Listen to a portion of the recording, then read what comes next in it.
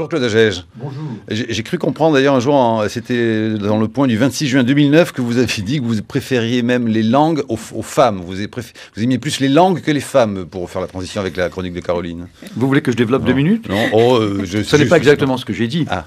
J'ai dit que très attiré par la beauté des filles, il m'est arrivé d'avoir des choix douloureux, crucifiants à faire. À 2 reprises, j'avais d'un côté un terrain que j'avais demandé depuis très longtemps, qu'on m'avait enfin accordé, étudier une langue très loin, sur place, avec les gens qui la parlent, et d'un autre côté, une fille dont je m'étais épris et qui me plaisait beaucoup. Et l'abandon de l'une pour faire l'autre était quelque chose de définitif. Je savais qu'en allant faire ce terrain, je ne retrouverais pas la fille qui n'avait aucune raison de m'attendre d'ailleurs. Et vous avez donc préféré faire le terrain quand même. Vous avez préféré faire le terrain. J'ai dans les 2 cas choisi la langue, oui. Ah oui, oui. Alors. Cependant, tout de même, une dernière chose, bien que je récuse la vulgarité typiquement machiste et insupportable des langues qui s'apprennent sur l'oreiller, je considère que beaucoup des langues que j'ai apprises ont été apprises grâce à la bienveillance de filles qui ont été usagères et qui ont bien voulu me transmettre ce trésor. Alors justement, Claude Agege, nous avons évidemment le très grand plaisir de vous recevoir ce matin. Pour ceux qui ne vous connaîtraient pas encore, rappelons que vous êtes un linguiste renommé, grand polyglotte, amoureux des langues, de toutes les langues, de beaucoup de langues. Et c'est peut-être d'ailleurs là toute la question, puisque votre dernier ouvrage, du coup, s'appelle « Contre la pensée unique ». Alors avec vous, Claude Agege, nous allons donc essayer de comprendre comment se forme cette pensée unique et pourquoi il faut s'y opposer, selon vous, une pensée qui serait strictement liée à l'usage d'une seule langue et qui pourrait ainsi façonner nos esprits, et nos esprits non pas forcément pour le meilleur, mais plutôt pour le plus commun. Alors est-ce qu'une langue change ou pas notre vision du monde? La richesse de la pensée passe-t-elle justement par la diversité des langues? Et puis la langue française résistera-t-elle donc à la pensée unique? Nous allons voir avec vous toutes ces questions ce matin. Pour peut-être repartir très vite d'une base, pour définir une langue, si je vous comprends bien, donc on a un système de signes linguistiques, vocaux, graphiques ou gestuels. C'est ça une langue qui permet la communication entre les individus. Mais, page 59, on avance d'un cran tout de même aussi, puisque vous dites posséder les mots et les diffuser, c'est posséder la pensée. Je dis cela parce que ça m'a été suggéré par mes amis américains. Ce livre entier m'a été suggéré par mes amis américains. Il est complètement absurde de croire que c'est un livre entier américain. C'est un livre inspiré par des Américains qui eux-mêmes sont anti-américains au bon sens du mot. Et qui l'ont suggéré un sursaut des Européens complètement américanisés contre cette insupportable colonisation de nos esprits. Alors ce que je dis, c'est très simple, c'est que, comme le président Carter lui-même l'a dit explicitement, et d'autres avant et après lui, les États-Unis se sont aperçus au bout de quelque temps qu'à côté du hard power, qui est celui des armes et de la domination politico-économique, il y avait le soft power, qui est précisément les contenus des mots, l'idéologie, et la conquête des esprits du monde entier par un certain nombre de contenus qui sont de l'ordre de la pensée. C'est ça que l'on peut dire pour gloser l'idée que qui possède les mots possède du coup l'esprit des gens auxquels ces mots sont destinés. Et pourquoi du coup aujourd'hui une pensée, et je vous cite là aussi pourquoi, et c'est dans le début du livre, pourquoi une pensée molle, dites-vous, habite les esprits? Eh bien parce que... Vous dites où sont les Foucault, les Barthes, les Lévi-Strauss d'aujourd'hui? Je dis cela. Je ne suis pas un homme nostalgique, je ne pense. Je suis entièrement axé vers l'avenir et le passé m'intéresse peu.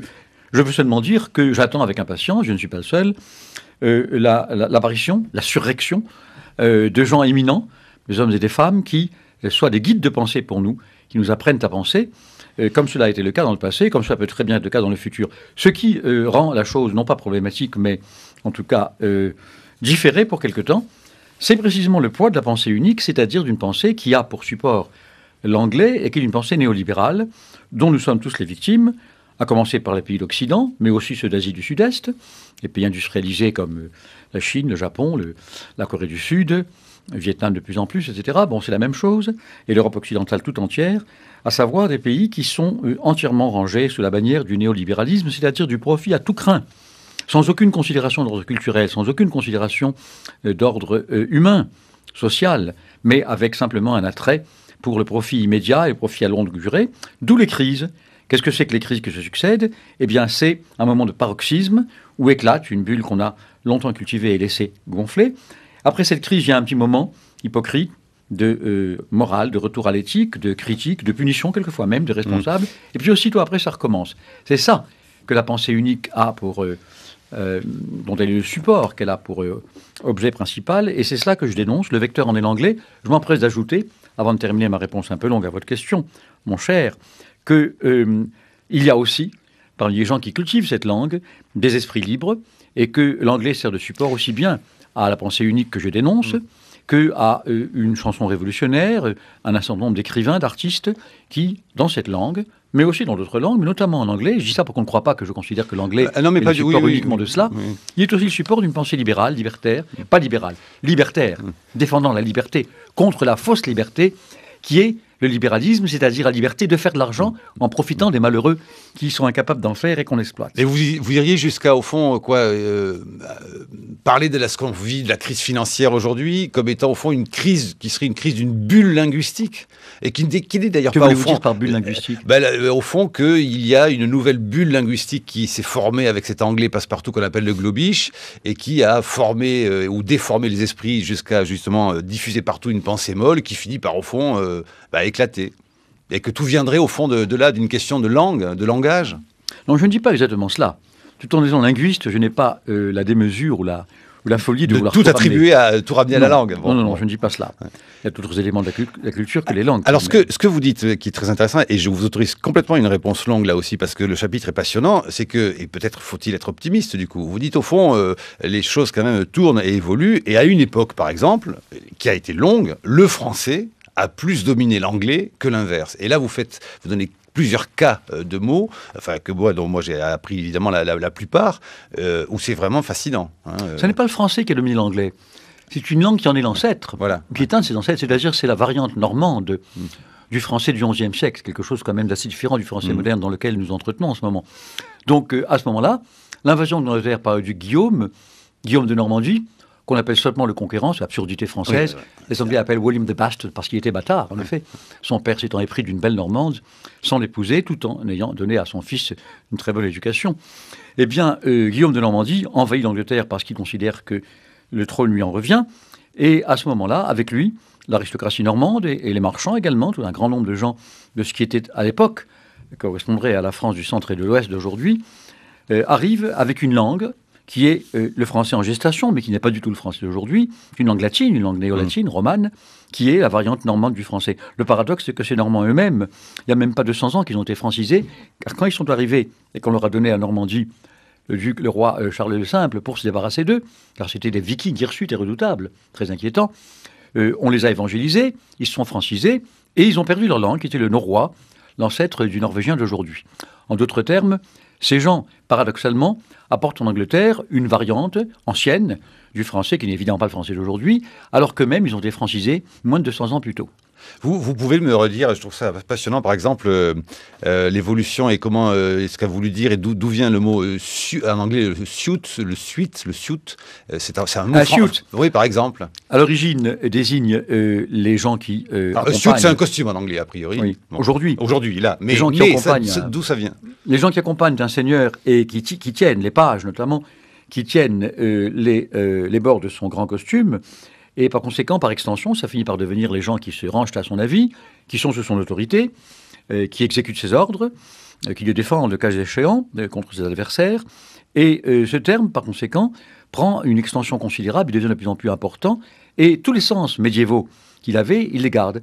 Tandis qu'en français, le mot suite, dont l'ancêtre du français est la base de ce mot, eh bien, connaît une très grande réduction de ses sens, il n'a pas cette extension.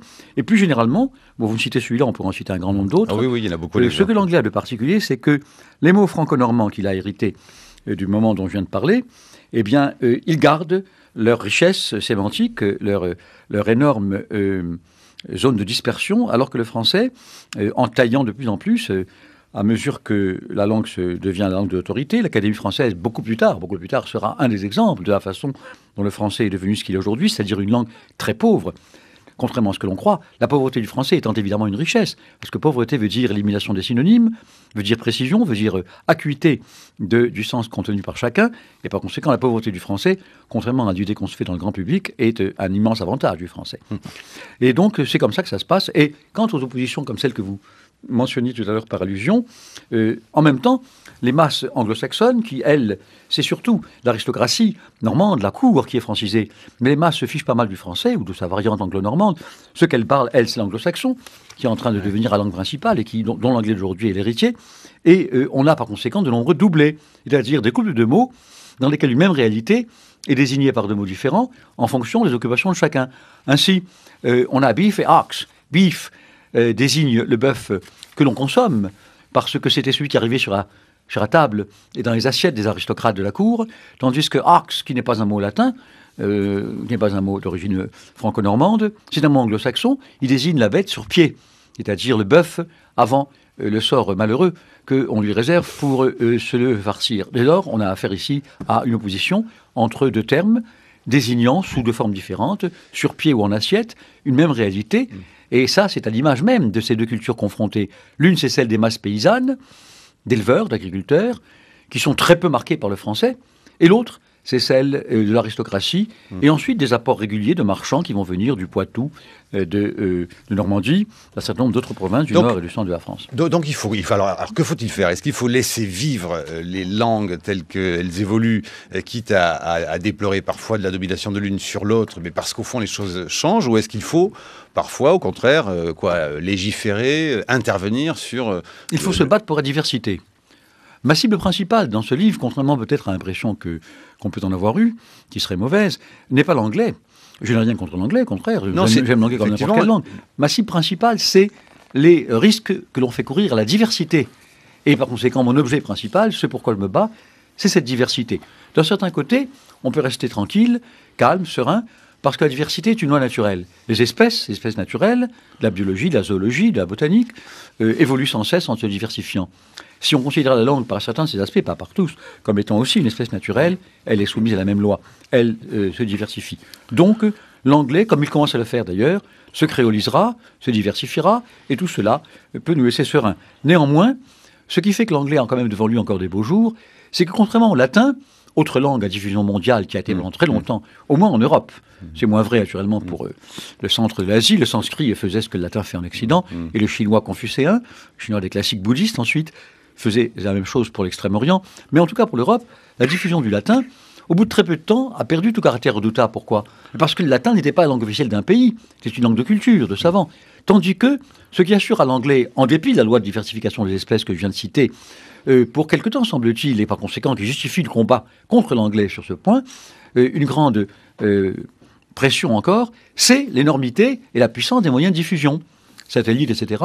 Et cela, c'est sans précédent dans l'histoire humaine. Nous n'avons jamais eu de langue à diffusion mondiale qui soit soutenue par des moyens aussi puissants. Néanmoins, je considère que la diversification, la créolisation, qui est en train de se passer, comme je l'ai dit pour l'anglais, et le désir de diversité qui est fiché dans l'âme humaine depuis toujours, triomphera de tout cela. 8h16 les matins, la chronique et la partie, le moment du débat. Brice Couturier, bonjour à vous. Bonjour Marc Vonchet.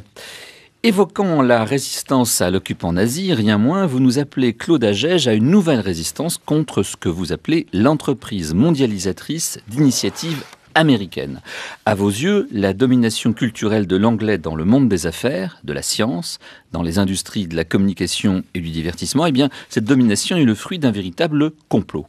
Vous voyez dans la mondialisation de la culture et de l'économie un moyen imaginé par les idéologues de la suprématie américaine pour supprimer la diversité afin de mieux écouler avec ses modes de vie les productions frelatées et les façons de penser des États-Unis. Alors, les métaphores véhiculées par votre anti-américanisme renvoient à une vision du choc des cultures fortement imprégnée de darwinisme social. Je vous cite, « L'oligarchie politico-économique des États-Unis est semblable à une espèce vivante dominatrice et prédatrice, dans la mesure où ses recettes lui ont valu un avantage biologique expansionniste, etc., etc., page 137-138. On est là dans le registre biologisant de la lutte des espèces pour la survie. Mais j'ai l'impression que cette vision du monde, où, pour vous citer encore, l'exportation de l'anglais joue un rôle essentiel dans la diffusion de l'idéologie américaine, date quelque peu. Elle date, me semble-t-il, parce s'il y a bien eu jusque dans les années 60, en tout cas avec De Gaulle, une idéologie française, un message de la France conforme à nos intérêts de puissance et porté par notre appareil diplomatique, je me demande à quoi pourrait bien ressembler cette fameuse idéologie américaine dont vous parlez dans les États-Unis d'aujourd'hui. Au déconstructivisme relativiste qui règne dans les universités, au paléo-marxisme radical des Noam Chomsky et autres Michael Moore, au populisme anarcho-capitaliste du Tea Party, au réalisme libéral de Barack Obama. Il n'y a plus, depuis la fin de la guerre froide au moins, d'idéologie américaine utilisée par l'État fédéral à des fins de projection de puissance telles que celles que vous décrivez. Ou plutôt si, mais elle est minimale, c'est la volonté d'ouverture des nations aux échanges économiques et culturels. Et vous la condamnez, cette ouverture, au nom du droit des États à contrôler ce qui circule entre eux. Vous écrivez, je cite, que le souci d'abolir les frontières qui filtrent et dissimulent l'information, selon les mots d'un ex-président du Federal Communication Office, eh bien, ce souci d'abolir les barrières, je vous cite, témoigne d'une volonté perverse, je vous cite à partir de maintenant, de récuser la maîtrise que chaque État doit légitimement posséder sur toute information qu'il reçoit et envoie, prérogative d'un État libre. Ainsi, au nom de ce que vous appelez la souveraineté culturelle, vous vous opposez explicitement à la libre circulation de l'information dont vous faites une revendication libérale et américaine. Or, c'est au nom de ces principes que la Chine tente de contrôler Internet et de censurer les productions culturelles qui lui déplaisent. Approuveriez-vous ces dirigeants? En outre, la révolution numérique, Internet, les réseaux sociaux, les antennes satellitaires qui vous déplaisent tant, rendent l'exercice de cette souveraineté culturelle de plus en plus illusoire et qui s'en plaindrait. D'ailleurs, les grands gagnants de la mondialisation, je ne vous l'apprends pas, ce ne sont certainement pas les Américains, mais les Chinois, les Indiens, les Brésiliens. La balance commerciale des États-Unis, la plus déficitaire du monde, en témoigne tous les jours. Enfin, en ce qui concerne les effets désastreux que l'usage de l'anglais aurait sur les savants qui sont nés avec d'autres langues maternelles, je voudrais vous opposer le cas de ces esprits supérieurs, éduqués en allemand et qui, à cause des persécutions nazies, ont trouvé refuge aux États-Unis pendant la guerre et y ont poursuivi en anglais leurs travaux. Léo Strauss, Eric Voegelin, Hannah Arendt, Judith Shklar, Hans Kohn, Theodor Adorno et tant d'autres. Je n'ai pas l'impression que leur pensée s'en soit trouvée ni formatée ni appauvrie. Au contraire. Vous me citez les gens qui appartiennent aux sciences humaines.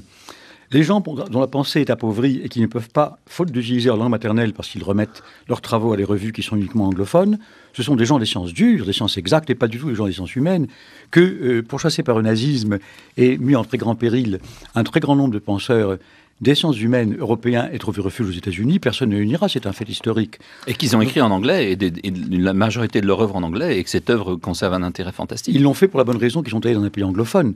Ce n'était pas leur langue d'origine. D'autre part, ce que je dis, vous semblez avoir lu le livre, mais peut-être pourrais-je vous inviter à le relire encore, c'est que la mondialisation, à un certain moment, est apparue comme la dernière arme des États-Unis pour conjurer leur déclin.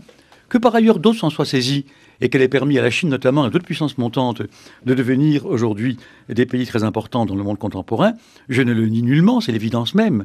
Et d'autre part, pour la façon dont vous considérez que je considère moi-même l'attitude des États-Unis, c'est jusqu'à 1970, 75, 80, c'est-à-dire lorsque, dans le sillage de leur victoire après la Seconde Guerre mondiale, ils pouvaient avoir encore une manière de faire chanter le monde, que les États-Unis ont profité de cette diffusion. Aujourd'hui, les fauteurs principaux de la diffusion de l'anglais, ce sont les pays complètement américanisés de l'Europe occidentale, de l'Asie du Sud-Est. Ce sont ceux-là, et pas les États-Unis.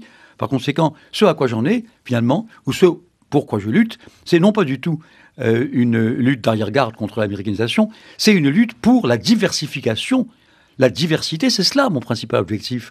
Le français n'est nullement sur ce point une arme contre les États-Unis. La France n'a pas les moyens, ni peut-être l'ambition de supplanter sur ce plan la culture américaine par sa langue. Ce que je souhaite, ce qui me paraît du reste être l'avenir, que je vois profiler à l'horizon, c'est la diversité des cultures. Or, qu'on le veuille ou non, les Américains, souvent des néo-américains qui la défendent, qui la portent sur ces fonds baptismaux, ce sont des gens d'origine étrangère aux États-Unis qui ne se sont pas fondus complètement dans le melting pot américain et qui, par conséquent, portent en eux la diversité des cultures. Je dirais, pour terminer, que l'inspiration principale de mon livre, elle est américaine.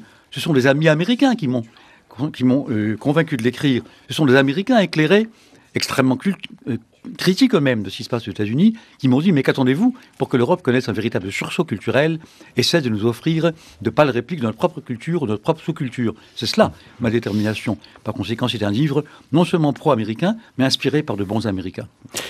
Brice Couturier ? Oui, ça montre bien effectivement ce que je disais tout à l'heure, c'est que quand vous parlez d'idéologie américaine, ça ne veut rien dire, puisqu'en réalité, à l'intérieur même des États-Unis, il y a énormément de courants qui sont critiques. Je ne crois pas jamais parler d'idéologie américaine. Ah si, écoutez, je peux vous en citer quelques pages. Je dis au début du chapitre 2, jusqu'à ce que les Américains soient en déclin, qu'il y avait une politique d'ouverture du monde à l'anglais. Ensuite, ça s'est inversé. Reste que cette diversité des cultures que vous évoquez et que je trouve aussi bien sympathique, cette diversité des cultures, elle est plus que sympathique, elle est vitale. Elle est vitale, je suis d'accord avec vous. Elle exige la libre communication entre les États. Et vous battez contre cette libre communication. Mais pas du tout. Vous pensez que c'est un agent du libéralisme américain. Mais pas du tout. Ce contre quoi je me bats, c'est... Claude Egege. Pardon. Ce qui a été dit ouvertement, et je cite un certain nombre d'auteurs américains, à savoir que sous prétexte de la liberté de communication, ce que les États-Unis voulaient faire, c'était de supplanter les agences d'information, notamment Reuters pour les Britanniques et Havas pour la France, qui semblaient aux Américains avoir accaparé toute la culture durant les années qui ont précédé et pendant la Seconde Guerre mondiale. Pourquoi est-ce qu'ils voulaient créer cette critique? Pour supplanter par leurs propres agences à eux. Et par conséquent, ce à quoi j'en ai, c'est non pas bien entendu une liberté de communication que, comme n'importe quel esprit normal, je défends et pour laquelle je me battrai, c'est l'accaparement, la saisie de cette liberté sous prétexte de défendre les communications par un seul et même ensemble culturel qui est celui des agences d'information américaines. C'est cela que je dénonce. C'est explicitement dit au début, moins maintenant parce que le déclin américain fait qu'ils n'en ont plus les moyens, mais jusqu'aux années 70-80, c'était explicitement ce qui était dit. Les agences qui diffusaient l'information dans le monde étaient hostiles à la liberté. Cette liberté a été considérée, était en réalité une liberté des États-Unis de s'arroger à eux-mêmes exactement comme les gens qui défendent le libre-échange défendent la liberté soi-disant, mais quelle liberté? Celle de faire du profit et d'écraser tous les malheureux qui n'en ont pas les moyens. Enfin, le Qatar a lancé une chaîne d'information concurrente de CNN qui marche pas si mal, et si cette libre circulation de l'information concoctée, je vous cite, les Américains, jusqu'à cette époque, les autorités américaines étaient parvenues à imposer le grand principe de la libre circulation de l'information, concocté, comme on l'a dit plus haut, sans autre but que d'assurer l'hégémonie américaine. Bah oui.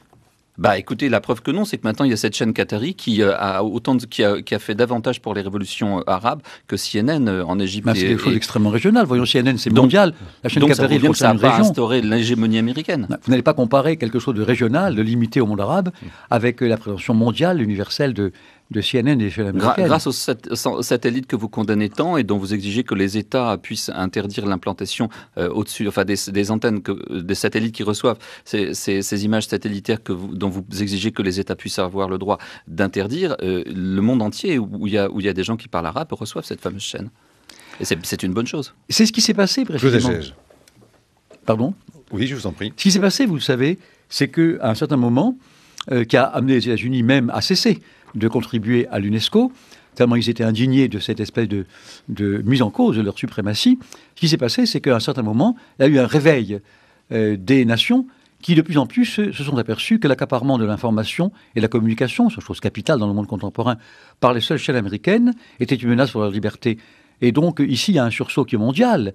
C'est accompagné d'un relatif déclin économique auquel nous n'avons pas grand intérêt, parce que nous sommes tout de même, enfin en tout cas l'Occident, dans le même camp que les États-Unis, et qui sont une sorte d'amitié contrainte avec laquelle nous avons intérêt à nous maintenir en bonne relation. Mais cela dit, la dispute, la remise en cause de la suprématie américaine n'est pas quelque chose que j'invente, c'est quelque chose qui a eu lieu à partir du moment où on s'est aperçu que l'américanisation du monde à travers l'information entièrement entre les mains d'agences d'information américaines était une menace à la diversité, cette diversité pour laquelle je me bats bien plus que contre les États-Unis.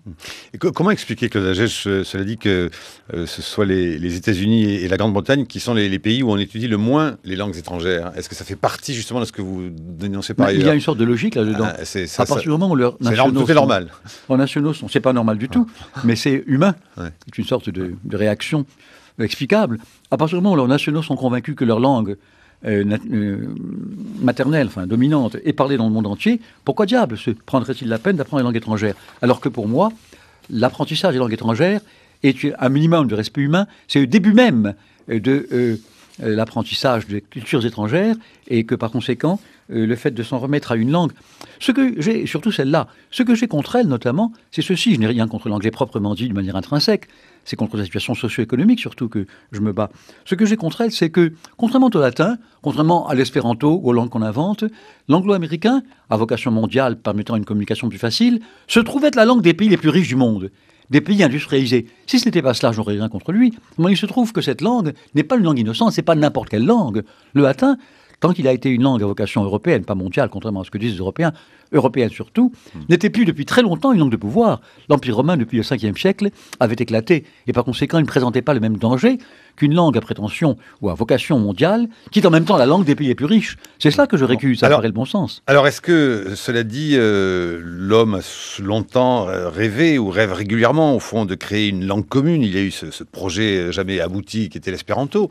Est-ce que l'anglais va, selon vous, tout de même devenir, une fois pour toutes, un jour, une langue universelle? Je viens à l'instant même de le récuser, en disant que sa vocation d'universalité, vous me demandez s'il va le devenir. La réponse est non, pour une raison très simple. C'est qu'il arrive à l'anglais, en vertu de la loi de diversification des espèces dont j'ai parlé, diversification des espèces zoologiques, botaniques, etc. Les langues sont des espèces vivantes, elles aussi. Il arrive à l'anglais une chose très simple. Sous nos yeux, nous le voyons, il arrive à l'anglais de se diversifier, de se créoliser. Aujourd'hui, dans le congrès de linguistique, nous avons de plus en plus une journée entière consacrée à ce qu'on appelle NNVE, Non-Native Varieties of English. Non-Native Varieties of English. Les variétés non natives de l'anglais. C'est-à-dire, pour prendre 3 exemples asiatiques, l'anglais indien, l'anglais birman, l'anglais thaï, 3 exemples africains, l'anglais nigérian, l'anglais tanzanien, et l'anglais de Côte d'Or. Dans ces 3 cas, dans ces 6 cas, africains et asiatiques, nous avons affaire à des langues constitutionnelles. En Inde, c'est la langue de la Constitution. On ne voulait pas en récuser le hindi, on récusait le punjabi, on récusait la langue de Calcutta, toutes ces langues indiennes. Et par conséquent, l'anglais comme langue officielle devient finalement une langue dont les pratiques locales sont de plus en plus éloignées de la norme, disons, de Oxford ou des Great Lakes, Chicago, Detroit pour les États-Unis. En d'autres termes, l'anglais est en train, sous nos propres yeux, d'être soumis à une loi qui est une loi naturelle. Il se diversifie, il se créolise. En d'autres termes, la vocation mondiale de l'anglais comme langue unique, non seulement ne fait que reprendre une illusion très ancienne, vous l'avez vous-même qualifié d'un rêve qui est une illusion humaine, mais d'autre part est condamnée par l'évolution des espèces et par sa propre créolisation. En d'autres termes, c'est une sorte de confirmation apportée à quelque chose de naturel. Si les langues, l'espéranto notamment, contre lesquelles je n'ai rien, bien sûr, qui ont été inventées depuis quasiment l'origine des temps par des gens qui, contrairement à moi, n'étaient pas des amoureux fous de la diversité. Oui, c'est ça. C'est ça qui est un objet d'amour, et non pas le fait de simplifier les choses, croit-on, avec une langue unique. C'est le contraire, mais c'est une forme d'oppression, ça n'a aucun sens. C'est inspiré naturellement par des visées idéales, c'est une espèce d'utopie, mais qui ne verra jamais le jour. Redoutable, parce que le respect des cultures, c'est le respect de leur diversité, et non pas l'imposition, fût-elle d'inspiration pacifique, d'une langue unique. C'est pas du tout ça que les gens veulent. Regardez ce qui s'est passé depuis le classement du RSS. L'ukrainien, les langues baltes, l'estonien, le letton, le lituanien, sont des langues qui, à côté du russe, étaient à l'époque soviétique, des langues naturelles, nationales. Elles sont en ce moment en train, tout comme le croate par opposition au serbe, depuis l'éclatement de la Yougoslavie, de revendiquer leur place au soleil, en d'autres termes, ce que nous voyons sous nos yeux, et qui annonce bien ce que serait le destin, non seulement de l'anglais, mais de toute tentative d'une langue universelle, c'est une très forte crise identitaire, un très fort désir d'affirmer son identité culturelle à travers sa langue. C'est vers cela que va l'univers, indépendamment même d'une loi naturelle qui est aussi une loi de diversification. C'est ça que mon modeste ouvrage a essayé de suggérer simplement. Claude Agege, contre la pensée unique chez Odile Jacob. Vous êtes en train d'apprendre une nouvelle langue, là? Vous êtes à combien? Mais bien sûr. Vous en parlez combien, là? Écoutez, mon but n'est pas de compter les langues que je parle. Je ne suis pas un journaliste, mon cher, pardonnez-moi pour cette critique. Je ne suis pas par conséquent un homme attiré par le sensationnel. Les langues sont ma vie. Je passe ma vie dedans depuis ma petite enfance. Vous apprenez laquelle en ce moment? Et par conséquent, récemment, je reviens de Chine. J'ai fait évidemment mes conférences et mes cours en chinois, ce que j'ai appris, enfin, j'ai commencé à le faire depuis très longtemps. Mais une langue que je souhaiterais apprendre, parce que d'ici peu, je me rendrai probablement à Antananarivo, nom actuel de Tananarive, appellation coloniale, c'est le malgache. Une autre encore que je souhaiterais apprendre pour pouvoir faire mes exposés et pour pouvoir communiquer avec les gens par respect, par amour pour eux, dans leur langue et non pas dans une langue imposée, étrangère à eux-mêmes comme à moi, c'est une langue d'Asie du Sud-Est qui est le birman. Voilà donc 2 langues que je suis en train d'essayer d'étudier. Bon, j'imagine que vous parlez le grec parfaitement. Je parle 2 variantes du grec. D'abord, celle qui ne se parle plus, le grec ancien. Ensuite, la variante moderne. Quand j'ai eu un professeur de grec en Hippocane puis en Cagne avant le concours de Normal Sup, eh bien, j'ai demandé s'il voulait m'enseigner le grec moderne. Et il était très surpris parce qu'il était chargé d'enseigner le grec ancien. C'est-à-dire ce qu'on appelle Katharevousa, Helliniki. Et moi, je demandais Dimotiki, le démotique, la langue des gens. Celle que parlent les Grecs d'aujourd'hui, qui est évidemment issue du grec ancien, mais qui n'est pas la même langue.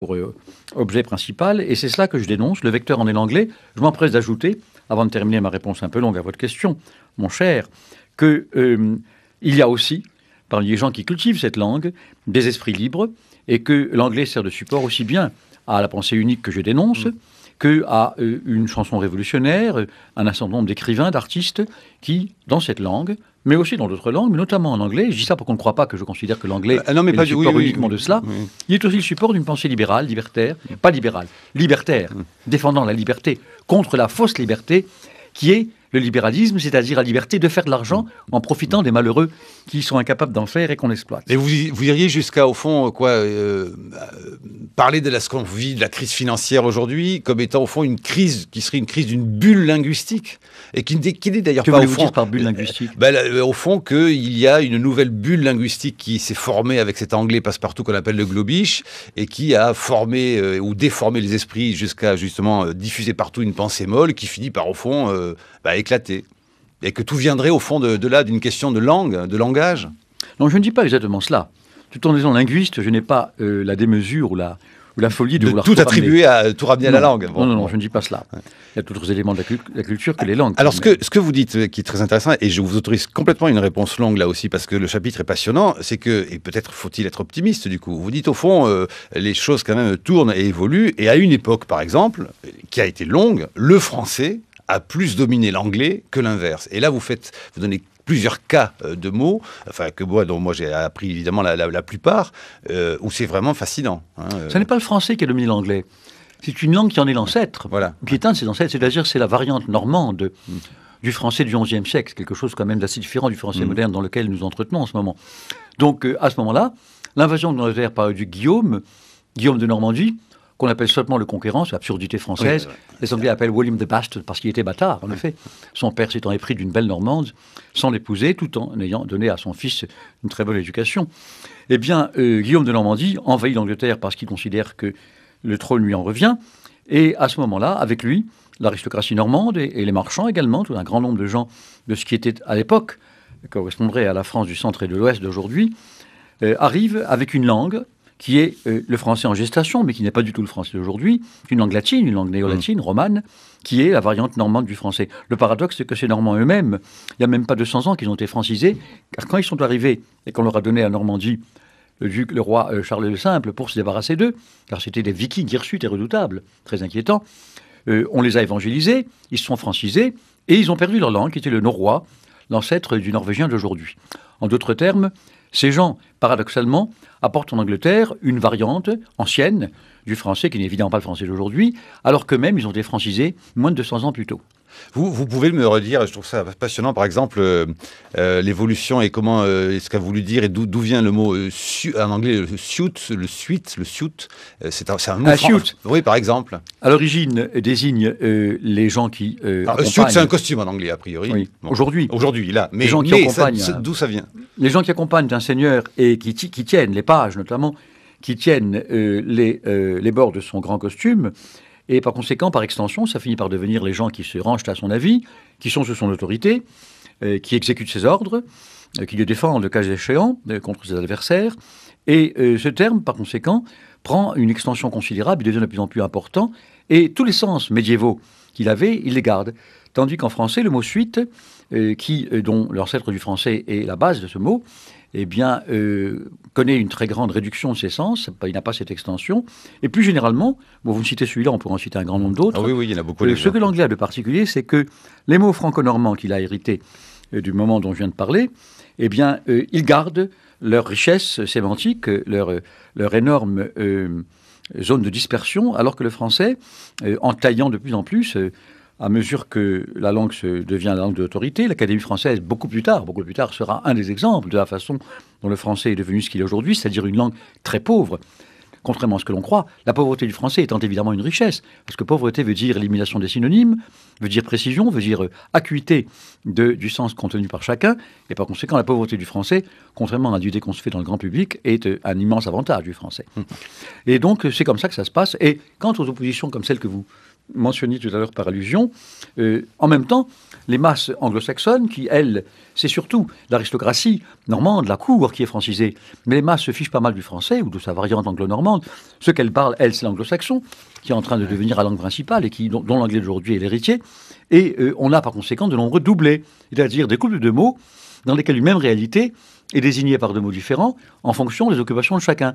Ainsi, on a beef et ox. Beef désigne le bœuf que l'on consomme, parce que c'était celui qui arrivait sur la table et dans les assiettes des aristocrates de la cour, tandis que ox, qui n'est pas un mot latin, qui n'est pas un mot d'origine franco-normande, c'est un mot anglo-saxon, il désigne la bête sur pied, c'est-à-dire le bœuf avant le sort malheureux qu'on lui réserve pour se le farcir. Dès lors, on a affaire ici à une opposition entre 2 termes désignant sous 2 formes différentes, sur pied ou en assiette, une même réalité. Et ça, c'est à l'image même de ces 2 cultures confrontées. L'une, c'est celle des masses paysannes, d'éleveurs, d'agriculteurs, qui sont très peu marquées par le français. Et l'autre, c'est celle de l'aristocratie. Et ensuite, des apports réguliers de marchands qui vont venir du Poitou, de Normandie, d'un certain nombre d'autres provinces du nord et du centre de la France. Donc il faut alors que faut-il faire? Est-ce qu'il faut laisser vivre les langues telles qu'elles évoluent, quitte à déplorer parfois de la domination de l'une sur l'autre, mais parce qu'au fond les choses changent, ou est-ce qu'il faut parfois, au contraire, légiférer, intervenir sur... Il faut se battre pour la diversité. Ma cible principale dans ce livre, contrairement peut-être à l'impression qu'on peut en avoir eue, qui serait mauvaise, n'est pas l'anglais. Je n'ai rien contre l'anglais, au contraire. J'aime l'anglais comme n'importe quelle langue. Ma cible principale, c'est les risques que l'on fait courir à la diversité. Et par conséquent, mon objet principal, ce pourquoi je me bats, c'est cette diversité. D'un certain côté, on peut rester tranquille, calme, serein, parce que la diversité est une loi naturelle. Les espèces naturelles, de la biologie, de la zoologie, de la botanique, évoluent sans cesse en se diversifiant. Si on considère la langue par certains de ses aspects, pas par tous, comme étant aussi une espèce naturelle, elle est soumise à la même loi. Elle se diversifie. Donc, l'anglais, comme il commence à le faire d'ailleurs, se créolisera, se diversifiera, et tout cela peut nous laisser sereins. Néanmoins, ce qui fait que l'anglais a quand même devant lui encore des beaux jours, c'est que contrairement au latin, autre langue à diffusion mondiale qui a été pendant très longtemps, au moins en Europe, c'est moins vrai naturellement pour le centre de l'Asie, le sanskrit faisait ce que le latin fait en Occident, et le chinois confucéen, le chinois des classiques bouddhistes ensuite, faisait la même chose pour l'Extrême-Orient, mais en tout cas pour l'Europe, la diffusion du latin, au bout de très peu de temps, a perdu tout caractère redoutable. Pourquoi? Parce que le latin n'était pas la langue officielle d'un pays, c'est une langue de culture, de savants. Tandis que ce qui assure à l'anglais, en dépit de la loi de diversification des espèces que je viens de citer, pour quelque temps semble-t-il, et par conséquent qui justifie le combat contre l'anglais sur ce point, une grande pression encore, c'est l'énormité et la puissance des moyens de diffusion, satellites, etc. Et cela, c'est sans précédent dans l'histoire humaine. Nous n'avons jamais eu de langue à diffusion mondiale qui soit soutenue par des moyens aussi puissants. Néanmoins, je considère que la diversification, la créolisation, qui est en train de se passer, comme je l'ai dit pour l'anglais, et le désir de diversité qui est fiché dans l'âme humaine depuis toujours, triomphera de tout cela. 8h16 les matins, la chronique et la partie, le moment du débat. Brice Couturier, bonjour à vous. Bonjour Marc Voinchet. Évoquant la résistance à l'occupant nazi, rien moins, vous nous appelez Claude Agege à une nouvelle résistance contre ce que vous appelez l'entreprise mondialisatrice d'initiative américaine. À vos yeux, la domination culturelle de l'anglais dans le monde des affaires, de la science, dans les industries de la communication et du divertissement, eh bien, cette domination est le fruit d'un véritable complot. Vous voyez dans la mondialisation de la culture et de l'économie un moyen imaginé par les idéologues de la suprématie américaine pour supprimer la diversité afin de mieux écouler avec ses modes de vie les productions frelatées et les façons de penser des États-Unis. Alors, les métaphores véhiculées par votre anti-américanisme renvoient à une vision du choc des cultures fortement imprégnée de darwinisme social. Je vous cite, « L'oligarchie politico-économique des États-Unis est semblable à une espèce vivante dominatrice et prédatrice, dans la mesure où ses recettes lui ont valu un avantage biologique expansionniste, etc., etc., page 137-138. On est là dans le registre biologisant de la lutte des espèces pour la survie.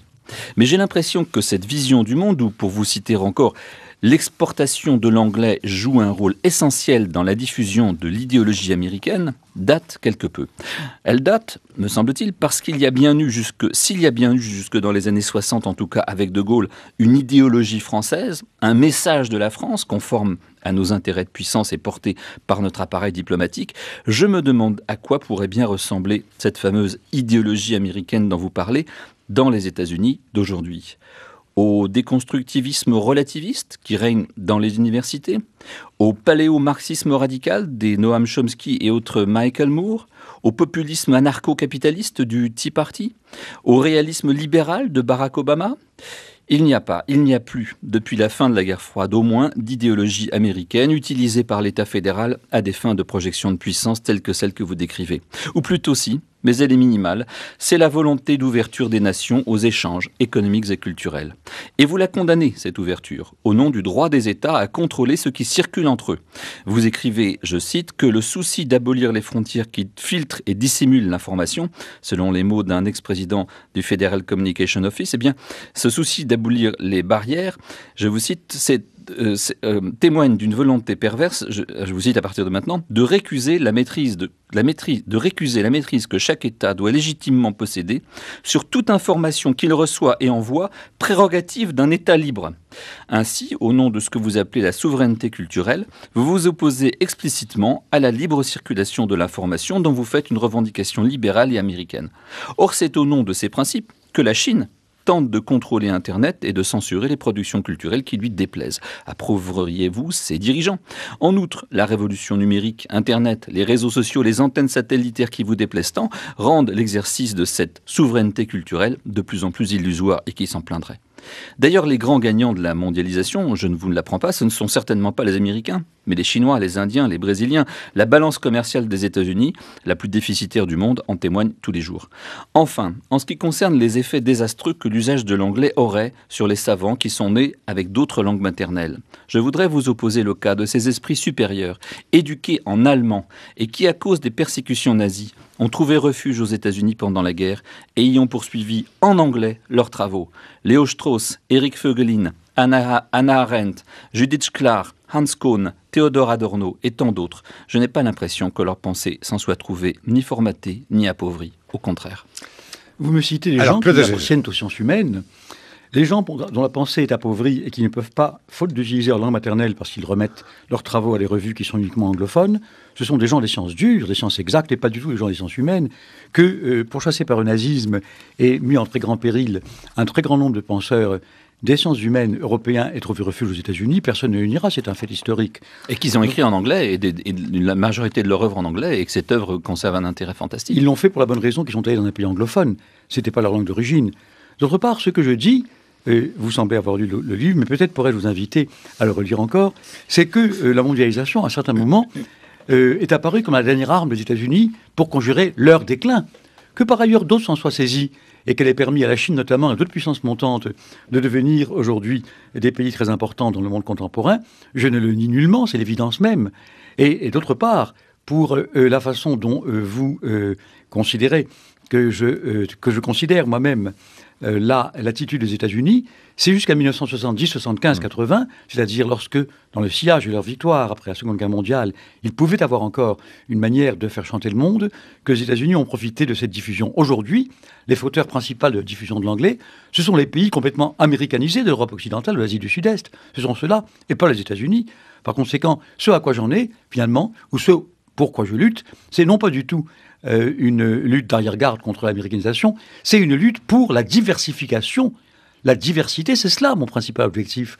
Le français n'est nullement sur ce point une arme contre les États-Unis. La France n'a pas les moyens, ni peut-être l'ambition de supplanter sur ce plan la culture américaine par sa langue. Ce que je souhaite, ce qui me paraît du reste être l'avenir, que je vois profiler à l'horizon, c'est la diversité des cultures. Or, qu'on le veuille ou non, les Américains, souvent des néo-américains qui la défendent, qui la portent sur ces fonds baptismaux, ce sont des gens d'origine étrangère aux États-Unis qui ne se sont pas fondus complètement dans le melting pot américain et qui, par conséquent, portent en eux la diversité des cultures. Je dirais, pour terminer, que l'inspiration principale de mon livre, elle est américaine.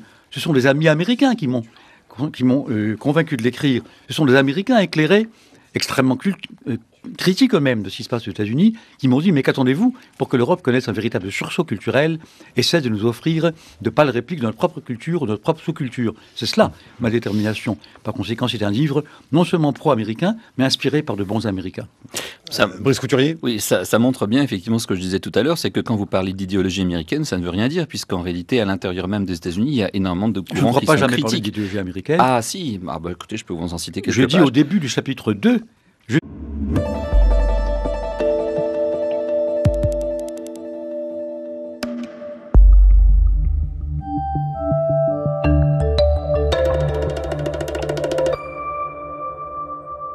Bonjour Claude Agege. Bonjour. J'ai cru comprendre d'ailleurs un jour, c'était dans le point du 26 juin 2009, que vous avez dit que vous préfériez même les langues aux femmes. Vous aimiez plus les langues que les femmes pour faire la transition avec la chronique de Caroline. Vous voulez que je développe 2 minutes? Non, ce n'est pas exactement ce que j'ai dit. Ah.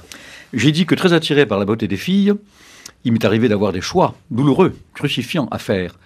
À 2 reprises, j'avais d'un côté un terrain que j'avais demandé depuis très longtemps, qu'on m'avait enfin accordé, étudier une langue très loin, sur place, avec les gens qui la parlent, et d'un autre côté, une fille dont je m'étais épris et qui me plaisait beaucoup.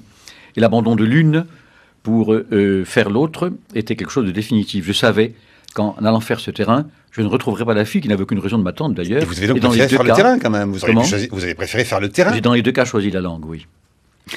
Ah oui, oui. Alors, cependant, tout de même, une dernière chose, bien que je récuse la vulgarité typiquement machiste et insupportable des langues qui s'apprennent sur l'oreiller, je considère que beaucoup des langues que j'ai apprises ont été apprises grâce à la bienveillance de filles qui ont été usagères et qui ont bien voulu me transmettre ce trésor. Alors justement, Claude Agege, nous avons évidemment le très grand plaisir de vous recevoir ce matin. Pour ceux qui ne vous connaîtraient pas encore, rappelons que vous êtes un linguiste renommé, grand polyglotte, amoureux des langues, de toutes les langues, de beaucoup de langues. Et c'est peut-être d'ailleurs là toute la question, puisque votre dernier ouvrage, du coup, s'appelle « Contre la pensée unique ». Alors avec vous, Claude Agege, nous allons donc essayer de comprendre comment se forme cette pensée unique et pourquoi il faut s'y opposer, selon vous, une pensée qui serait strictement liée à l'usage d'une seule langue et qui pourrait ainsi façonner nos esprits, et nos esprits non pas forcément pour le meilleur, mais plutôt pour le plus commun. Alors est-ce qu'une langue change ou pas notre vision du monde? La richesse de la pensée passe-t-elle justement par la diversité des langues? Et puis la langue française résistera-t-elle donc à la pensée unique? Nous allons voir avec vous toutes ces questions ce matin. Pour peut-être repartir très vite d'une base, bon, pour définir une langue, si je vous comprends bien, donc on a un système de signes linguistiques, vocaux, graphiques ou gestuels. C'est ça une langue qui permet la communication entre les individus. Mais page 59, on avance d'un cran tout de même aussi, puisque vous dites posséder les mots et les diffuser, c'est posséder la pensée. Je dis cela parce que ça m'a été suggéré par mes amis américains. Ce livre entier m'a été suggéré par mes amis américains. Il est complètement absurde de croire que c'est un livre entier américain. C'est un livre inspiré par des Américains qui eux-mêmes sont anti-américains au bon sens du mot. Et qui m'ont suggéré un sursaut des Européens complètement américanisés contre cette insupportable colonisation de nos esprits.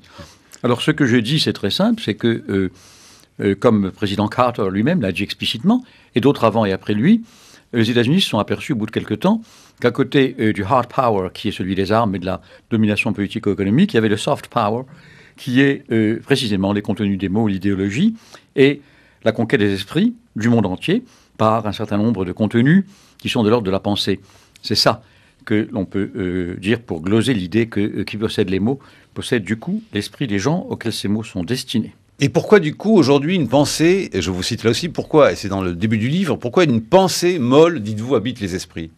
Eh bien parce que... Vous dites où sont les Foucault, les Barthes, les Lévi-Strauss d'aujourd'hui? Je dis cela. Je ne suis pas un homme nostalgique, je ne pense. Je suis entièrement axé vers l'avenir et le passé m'intéresse peu.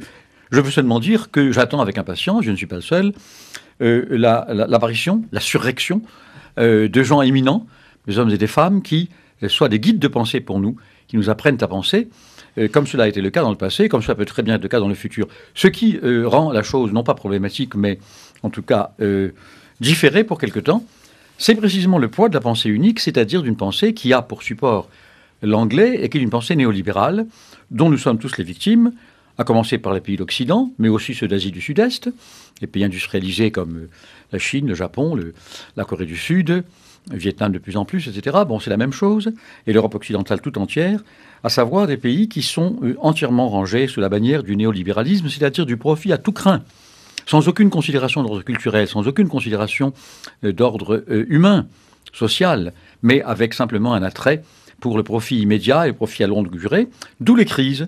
Qu'est-ce que c'est que les crises qui se succèdent? Eh bien, c'est un moment de paroxysme où éclate une bulle qu'on a longtemps cultivée et laissée gonfler. Après cette crise, il y a un petit moment hypocrite de morale, de retour à l'éthique, de critique, de punition quelquefois même, de responsable. Et puis aussitôt après, ça recommence. C'est ça que la pensée unique a pour... dont elle est le support qu'elle a jusqu'à ce que les Américains soient en déclin, qui avait une politique d'ouverture du monde à l'anglais. Ensuite, ça s'est inversé.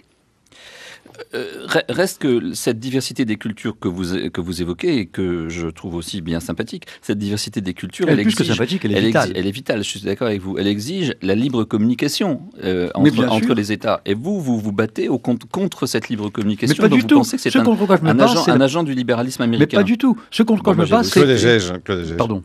Ce qui a été dit ouvertement, et je cite un certain nombre d'auteurs américains, à savoir que sous prétexte de la liberté de communication, ce que les États-Unis voulaient faire, c'était de supplanter les agences d'information, notamment Reuters pour les Britanniques et Havas pour la France, qui semblaient aux Américains avoir accaparé toute la culture durant les années qui ont précédé et pendant la Seconde Guerre mondiale. Pourquoi est-ce qu'ils voulaient créer cette critique? Pour supplanter par leurs propres agences à eux. Et par conséquent, ce à quoi j'en ai, c'est non pas bien entendu une liberté de communication que, comme n'importe quel esprit normal, je défends et pour laquelle je me battrai, c'est l'accaparement, la saisie de cette liberté sous prétexte de défendre les communications par un seul et même ensemble culturel qui est celui des agences d'information américaines. C'est cela que je dénonce. C'est explicitement dit au début, moins maintenant parce que le déclin américain fait qu'ils n'en ont plus les moyens, mais jusqu'aux années 70-80, c'était explicitement ce qui était dit. Les agences qui diffusaient l'information dans le monde étaient hostiles à la liberté. Cette liberté a été considérée, était en réalité une liberté des États-Unis, de s'arroger à eux-mêmes exactement comme les gens qui défendent le libre-échange, défendent la liberté soi-disant, mais quelle liberté? Celle de faire du profit et d'écraser tous les malheureux qui n'en ont pas les moyens. Enfin, le Qatar a lancé une chaîne d'information concurrente de CNN qui marche pas si mal. Et si cette libre circulation de l'information concoctée, je vous cite, les Américains, jusqu'à cette époque, les autorités américaines étaient parvenues à imposer le grand principe de la libre circulation de l'information, concocté, comme on l'a dit plus haut, sans autre but que d'assurer l'hégémonie américaine. Bah oui. Bah écoutez, la preuve que non, c'est que maintenant il y a cette chaîne qatari qui a fait davantage pour les révolutions arabes que CNN en Égypte. C'est des choses extrêmement régionales. Voyons, CNN c'est mondial. La chaîne qatari ça n'a pas instauré l'hégémonie américaine. Vous n'allez pas comparer quelque chose de régional, de limité au monde arabe, avec la prétention mondiale, universelle de CNN et des chaînes américaines. Grâce aux satellites que vous condamnez tant et dont vous exigez que les États puissent interdire l'implantation au-dessus, enfin des antennes, des satellites qui reçoivent ces images satellitaires dont vous exigez que les États puissent avoir le droit d'interdire, le monde entier où il y a des gens qui parlent arabe reçoivent cette fameuse chaîne. Et c'est une bonne chose. C'est ce qui s'est passé précisément. Pardon ? Oui, je vous en prie. Ce qui s'est passé, vous le savez, c'est qu'à un certain moment, qui a amené les États-Unis même à cesser de contribuer à l'UNESCO, tellement ils étaient indignés de cette espèce de mise en cause de leur suprématie. Ce qui s'est passé, c'est qu'à un certain moment, il y a eu un réveil des nations qui, de plus en plus, se sont aperçus que l'accaparement de l'information et de la communication, c'est une chose capitale dans le monde contemporain, par les seules chaînes américaines, était une menace pour leur liberté. Et donc, ici, il y a un sursaut qui est mondial. Il s'est accompagné d'un relatif déclin économique auquel nous n'avons pas grand intérêt, parce que nous sommes tout de même, enfin en tout cas l'Occident, dans le même camp que les États-Unis, et qui sont une sorte d'amitié contrainte, avec laquelle nous avons intérêt à nous maintenir en bonne relation. Mais cela dit, la dispute, la remise en cause de la suprématie américaine n'est pas quelque chose que j'invente, c'est quelque chose qui a eu lieu à partir du moment où on s'est aperçu que l'américanisation du monde à travers l'information entièrement entre les mains d'agences d'information américaines était une menace à la diversité, cette diversité pour laquelle je me bats bien plus que contre les États-Unis. Et comment expliquer, Claude Agege, cela dit que ce soit les États-Unis et la Grande-Bretagne qui sont les pays où on étudie le moins les langues étrangères? Est-ce que ça fait partie justement de ce que vous dénoncez par ailleurs? Il y a une sorte de logique là-dedans. À partir du moment où leurs nationaux tout est normal. Leurs nationaux sont, c'est pas normal du tout, mais c'est humain. Ouais. C'est une sorte de réaction explicable. À partir du moment où leurs nationaux sont convaincus que leur langue maternelle, enfin dominante, est parlée dans le monde entier, pourquoi diable se prendrait-il la peine d'apprendre les langues étrangères? Alors que pour moi, l'apprentissage des langues étrangères est un minimum de respect humain, c'est le début même de l'apprentissage des cultures étrangères, et que par conséquent, le fait de s'en remettre à une langue, ce que j'ai, surtout celle-là, ce que j'ai contre elle notamment, c'est ceci, je n'ai rien contre l'anglais proprement dit de manière intrinsèque, c'est contre la situation socio-économique surtout que je me bats. Ce que j'ai contre elle, c'est que, contrairement au latin, contrairement à l'espéranto, aux langues qu'on invente, l'anglo-américain, à vocation mondiale permettant une communication plus facile, se trouve être la langue des pays les plus riches du monde, des pays industrialisés. Si ce n'était pas cela, je n'aurais rien contre lui. Mais il se trouve que cette langue n'est pas une langue innocente, c'est pas n'importe quelle langue. Le latin, tant qu'il a été une langue à vocation européenne, pas mondiale, contrairement à ce que disent les Européens, européenne surtout, n'était plus depuis très longtemps